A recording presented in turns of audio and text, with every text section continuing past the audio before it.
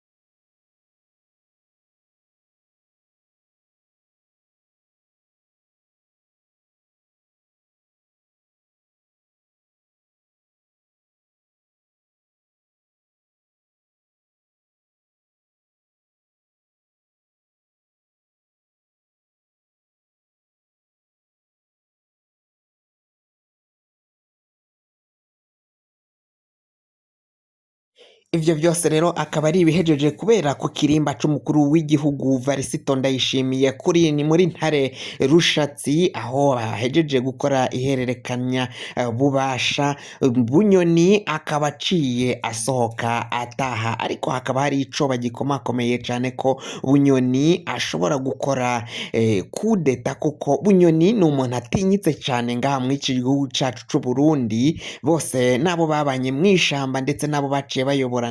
barabizi, na guhera ku muhisi Petero Nkurunziza nawe akaba yaramutinyaga cane, akaba arizo mvo zatumye amuha canke amuduza mu mapeti akamugira marishare kugira ngo arabe ko yomushimisha, yomugirira ikintu gishimishije nk'umuntu babanye mw'ishamba kandi yatinya ngaha mu gihugu cacu c'Uburundi. Ni mu gihe rero uyu mushikiranganji Alain Guillaume Bunyoni yaciye afasha umuhisi Petero Nkurunziza kugaruka mu butegetsi bwe, aho General Major Godefroid Niyombare n'abandi bagenero bakomakomeye cane bari baciye bagira umugambi wo kumutembagaza mu butegetsi, ariko ako kagwi kari karimo na General Prime Niyongabo akaza kubavamwo akaja gutanga amakuru. Ivyo vyose rero bikaba vyibonekeza ko nyine uyu General Prime Niyongabo ari umwizigirwa bikomakomeye cane, akaba yanafashije Varisito Ndayishimiye gukombora uyu nguyu Marshal Alain Guillaume Bunyoni, kuba Bunyoni yarazwi nk'igihangange gikomakomeye cane ngaha mu gihugu c'Uburundi, igihangange cari ntakomwakomwa ata muntu yashobora kumutunga urutoke. Ivyo vyose rero akaba yaciye abifashwamo na Prime Niyongabo atwara igisirikari, aho yaciye ahindura inzego z'igisirikari, abatwara amakampi akomakomeye cane cane amakampi azwiho kuba abitswemwo ibigwanisho vy'igihugu, akaba baciye baraba abandi bantu baja gusubirira abahora barongoye ayo makambi kugira ngo hatazohava hagira umugambi wo gutembagaza ubutegetsi. Birumvikana ko rero abantu baciye bashirwa muri ayo makampi n'abantu bizigiwe cane n'igisirikare kandi ba hafi ya Ndayishimiye, abandi bakaba naba hafi ya Prime Niyongabo, abandi nabo naba hafi ya Gervase Ndirakobuca, bivanye nuko bose babona ko haramutse haje umugambi wo gutembagaza Varisito Ndayishimiye nabo bohava bahagirira ingorane, ko Bunyoni atobababarira, ntiyobabarira uyo Prime Niyongabo ndetse na Gervase Ndirakobuca batazira ndakugarika. Ivyo vyose rero bikaba ari ingorane zikomakomeye cane ngaha mu gihugu cacu c'Uburundi, kuba igisirikari n'igipolisi batariko barumvikana, bivanye nuko benshi mu gisirikari bashigikira uyu Varisito Ndayishimiye, naho abagenero bakomakomeye cane bo mu gipolisi nabo bagashigikira Alain Guillaume Bunyoni, bivanye nuko yari yarasezeye mu gisirikari akaja mu gipolisi arico yatwaraga. Bunyoni rero yaciye yigendera, ariko akangononwa ari kenshi bavuga ko Bunyoni batamwizigiye icigiye gukurikira. Bamwe bakavuga ko rero Bunyoni agiye gutabwa mu mvuto akajanwa muri sentare akabazwa ivyaha n'amakosha yakoreye Abarundi. Ni mu gihe kandi ibihugu mpuzamakungu nko gambwe canke vya bihugu vyo mw'ishirahamwe ry'ubumwe bwa Buraya baciye bafata ibihano bikomakomeye cane babifatira abategetsi bo ngaha mu gihugu cacu c'Uburundi, harimwo na Bunyoni na Ndakugarika, ndetse n'igihugu ca Leta Zunze Ubumwe za Amerika naco caciye gifata ingingo nk'izo ngizo, naho Leta Zunze Ubumwe za Amerika zari zaciye zidohorera uyu Bunyoni, ziramubabarira zimugirira ikigongwe, bivanye nuko yari diplomate akomakomeye cane, ari umushikiranganji wa mbere ngaha mu gihugu cacu c'Uburundi. Nabwo rero baravuga ko